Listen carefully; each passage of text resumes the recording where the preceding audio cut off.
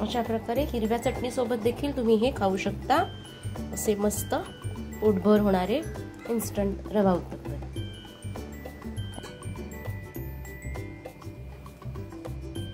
2 वाट्या रवा बारीक घेतलेला आहे इथे।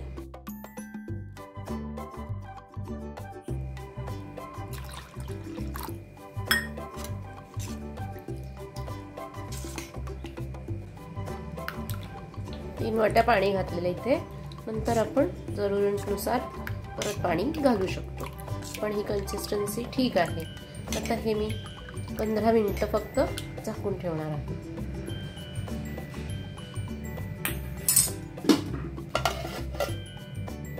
तर आता इथे फोडणीसाठी तेल घेऊया थोडंसं। अगदी 1 ते 2 चमचे तेल घेतलेलं आहे मी, कारण इथे आपण उत्तप्प्याला वरण तेल लावणार आहोत। तापलं की आता याच्यात मोहरी घालूया,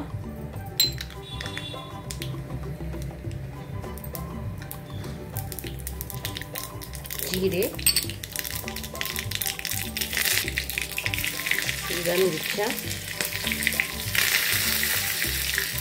हिंग घालायचंय,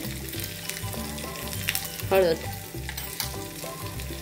आणि कांदा थोडा घालूया नरम होण्यासाठी, आणि गॅस बंद करायचा आहे, कारण की नुसती ही फोडणीच आपल्याला या तेलात घालायची आहे। मीठ घालूया इथे याच्यात 10 पाऊण चमचा, आणि थोडे टोमॅटो पण ह्याच्यात घालायचे, आणि गॅस बंदच आहे। हे फक्त जरासं असं हलवून घ्यायचं। उरलेला कांदा टोमॅटो मी ह्याच्यात घालतेय। मीठ वगैरे छान हलवून घ्यायचे। अशा प्रकारे सरसरीत ठेवायचे हे पीठ। तुम्हाला हवं तर थोडंसं बेसन किंवा तांदळाचं पीठ अशा घालून आपण व्हेरिएशन करू शकतो।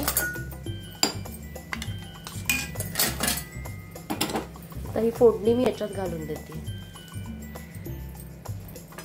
अगदी इझी 10 मिनिटांमध्ये हे उत्तप्पे आपले रेडी होतात, आणि सुंदर कलरही येतो ह्याला। हवं असल्यास तुम्ही चटणी सोबत किंवा नुसतेही, म्हणून तर हा मसाला रवा उत्तप्पा आहे। प्रत्येक वेळी फक्त मिश्रण असं छान हलवून घ्यायचंय,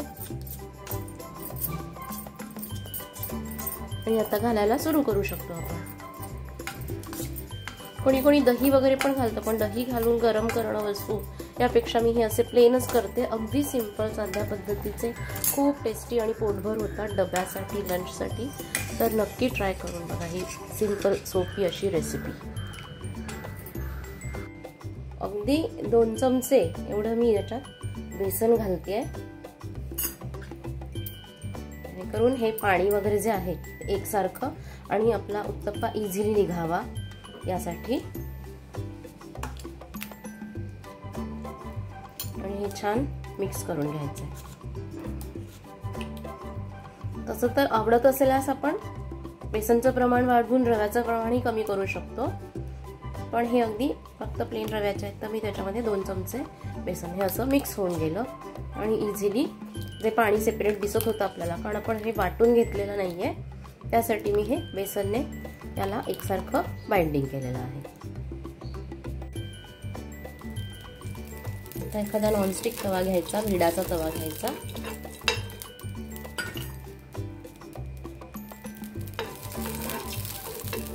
नंतर आपण असेच घालू शकतो। पहिला आहे म्हणून मी इथे तेल लावून घेतलेलं आहे। एकसारखं हे फक्त घालून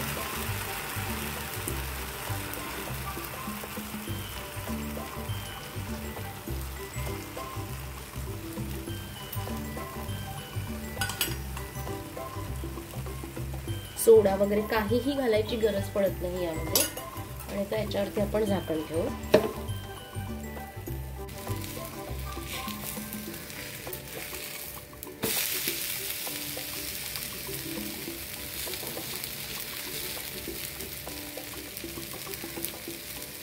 असं छान गोल्डन कलर वरती क्रिस्प करून घ्यायचं।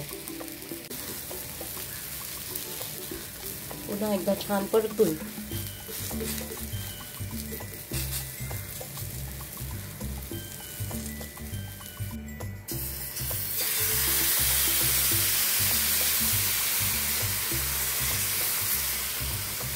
काहीही न वाटता खूप छान जाळी सुद्धा याला सुटते.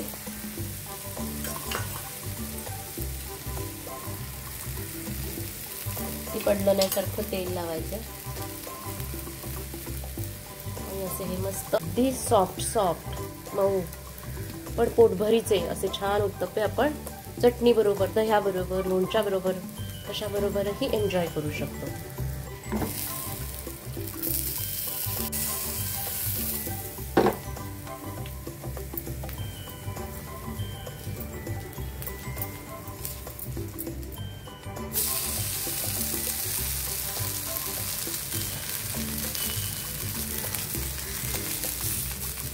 अगदी क्रिस्प असं छान कुरकुरीत मस्त हा उत्तप्पा होतो. शिवाय तिखट मिठाचं प्रमाण आपल्या आवडीनुसार आपण जास्ती कमी करू शकतो. मिरची पेस्टही तुम्ही घालू शकता किंवा इतर भाज्या देखील.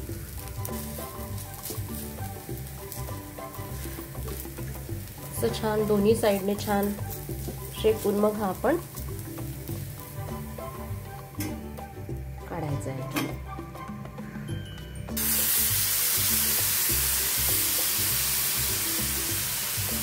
अर्ध्या वाटीलाही कमी पीठ मी इथे घेतलेलं आहे.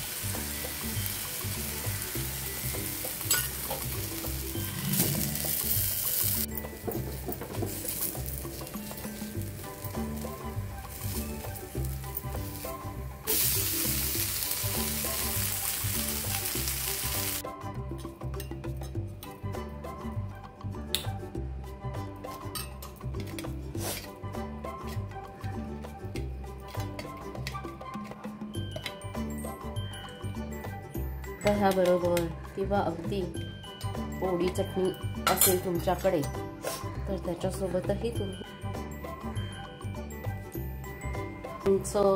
पोळी चटणी दही कशाही बरोबर खूप छान लागतो किंवा भाज्या घातल्यामुळे असाही टेस्टी लागतो.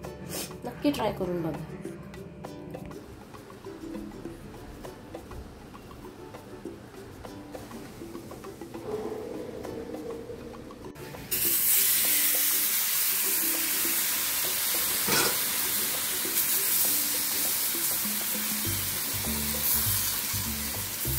छान स्प्रेड करून घ्यायचं सगळं.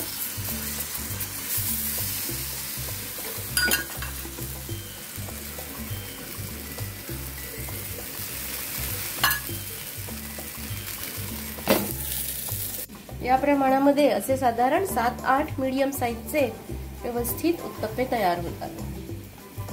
तर नक्की ट्राय करून बघा आणि कमेंटमध्ये प्रतिक्रिया नक्की द्या. अजूनही चॅनलला सबस्क्राईब केलं नसेल तर सबस्क्राईब करा आणि रेसिपी पूर्ण बघितल्याबद्दल धन्यवाद. अशा प्रकारे हिरव्या चटणी सोबत देखील तुम्ही हे खाऊ शकता. असे मस्त पोटभर होणारे इन्स्टंट रवा उत्तप्पे. Thanks for watching.